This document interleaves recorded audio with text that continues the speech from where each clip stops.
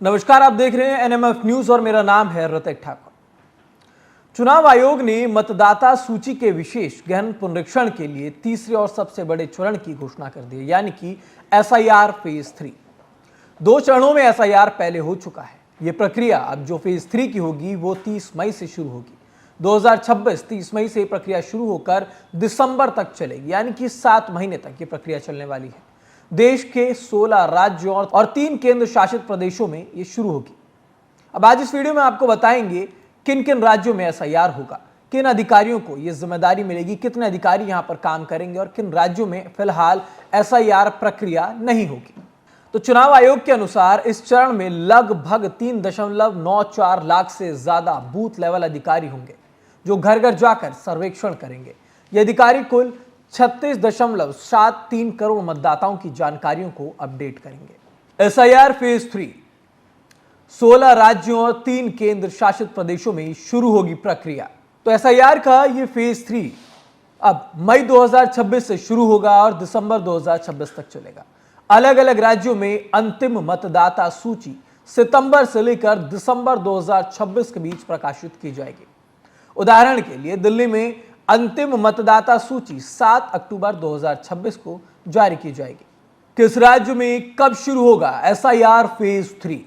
30 मई से ओडिशा, मिजोरम, सिक्किम और मणिपुर। 4 जून से दादर और नगर हवेली और दमन एंड दीव। 8 जून से उत्तराखंड। 15 जून से आंध्र प्रदेश, अरुणाचल प्रदेश, हरियाणा, चंडीगढ़। 25 जून से तेलंगाना और पंजाब। 30 जून से कर्नाटक, मेघालय, महाराष्ट्र, झारखंड, दिल्ली। 16 अगस्त से नागालैंड। 15 सितंबर से त्रिपुरा। तो आपको बता दें ये एसआईआर का तीसरा चरण है। अभी तक 2 चरण एसआईआर के पूरे हो चुके हैं और पहले चरण में 2025 में जून से लेकर सितंबर तक एसआईआर की प्रक्रिया चलाई गई, जो कि सिर्फ बिहार में हुई। बिहार में जब एसआईआर प्रक्रिया चलाई जा रही थी तो तमाम बातें निकलकर सामने आई थी। विपक्ष लगातार इसका विरोध कर रहा था, जिसमें 47 लाख नाम मतदाताओं के हटाए गए थे, जो कि कुल मतदाता का 5 से 6% था। यह मामला सुप्रीम कोर्ट तक भी पहुंचा, लेकिन पूरा बिहार का 2025 विधानसभा चुनाव एसआईआर प्रक्रिया के हिसाब से ही हुआ। उसके बाद दूसरा फेज, जिसमें 9 राज्य और 3 केंद्र शासित प्रदेशों में यह प्रक्रिया हुई। राज्यों में भारी मात्राओं में नाम कटे, जिनमें सबसे ज्यादा नाम उत्तर प्रदेश से कटे थे। यहां पर 2.04 करोड़ नाम कटे। बंगाल में लगभग 91 लाख नाम कटे। यानी कि पहले के जो 2 चरण थे उनमें 9 राज्य दूसरे चरण में, और पहले में सबसे पहले जब चरण था तो उसमें बिहार में ये एसआईआर की प्रक्रिया हुई। लेकिन अब जब ये तीसरा चरण है तो इसमें 16 राज्यों के नाम हैं, 3 यूनियन टेरिटरीज को इसमें कवर किया जा रहा है। अब ऐसे में देश भर में तमाम जगहों पर लगभग अगर ये 16 राज्यों में एसआईआर की प्रक्रिया होती है तो पूरी प्रक्रिया संपन्न हो जाएगी। कुछ ही वो राज्य हैं जो इससे छूट जाएंगे। किन राज्यों में एसआईआर नहीं होगा? हिमाचल प्रदेश, जम्मू कश्मीर, लद्दाख। तो ये 3 वो जगह हैं जहां पर बर्फीले इलाकों की वजह से मौसम की स्थिति को देखते हुए एसआईआर की घोषणा फिलहाल नहीं की गई। मौसम के मुताबिक यहां पर एसआईआर की घोषणा बाद में की जाएगी, यानी कि तीसरे चरण के बाद पूरे देश में एसआईआर लगभग संपन्न हो जाएगा। सिर्फ ये 3 वो क्षेत्र हैं जो छूटेंगे। यानी कि एसआईआर की प्रक्रिया, जो कि बार बार बोला जा रहा था, पुनरीक्षण की हम बात करते हैं, वोटर लिस्ट की हम बात करते हैं, एक साफ, शुद्ध और सटीक एक लिस्ट की हम बात करते हैं, उसकी वजह से यह प्रक्रिया पूरे देश में अब लगभग चलाई जा रही है। यह प्रक्रिया शुरू हो चुकी है, लेकिन जैसे हर बार देखने को मिलता है कि वोट कटने का आरोप, गलत तरीके से एसआईआर कराने का आरोप लगता है, तो ये सभी बातें सामने आती हैं।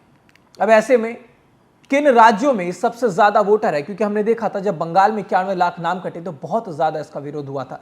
जब बिहार में एसआईआर हुआ था तो वहां पर 47 लाख नाम कटे थे, उसका विरोध हुआ था। तो अब किन राज्यों में सबसे ज्यादा वोटर हैं वो आपको बताते हैं। महाराष्ट्र में 9.86 करोड़ मतदाता, कर्नाटक में 5.55 करोड़ मतदाता, आंध्र प्रदेश में 4.16 करोड़ मतदाता, तेलंगाना में 3.39 करोड़ मतदाता, ओडिशा में 3.34 करोड़ मतदाता। तो ये मतदाताओं के बारे में हमने आपको बताया कि किस राज्य में सबसे ज्यादा मतदाता है। तो महाराष्ट्र में फिलहाल सबसे ज्यादा मतदाता है। अब ऐसे में एसआईआर की जब ये प्रक्रिया होगी तो सभी राज्यों पर नजर होगी। इलेक्शन कमीशन ने जब ये डेटा सामने किया, उन्होंने बताया कि किस राज्य में कब से एसआईआर की प्रक्रिया लागू होगी। उन्होंने एक लेटर जारी किया और बताया कि 16 राज्यों और 3 यूनियन टेरिटरीज में ये एसआईआर की प्रक्रिया चालू होगी। तो अब सबसे बड़ा सवाल यही आता है कि बार बार अगर हम देख रहे हैं एक बार में एसआईआर क्यों नहीं हो जाता, या फिर एसआईआर होने का मुख्य कारण क्या है। इस विशेष पुनरीक्षण मतदाता सूची को शुद्ध करने के लिए, सटीक करने के लिए और एक अपडेटेड सूची बनाने के लिए बीएलओ अधिकारियों को फील्ड में भेजा जाता है, ताकि वो वोटरों की मौजूदगी, शिफ्टिंग, मृत्यु या फिर कोई नया वोटर अगर जुड़ता है तो उनकी जानकारी इस लिस्ट में जुटाएं। तो एसआईआर फेज 3 से जुड़े हुए तमाम जो बातें हैं हमने आपको बताई। अब ऐसे में इस खबर पर आपकी क्या राय बनती है, हमें कमेंट बॉक्स में जरूर बताइएगा। साथ ही साथ एनएमएफ न्यूज को सब्सक्राइब करें।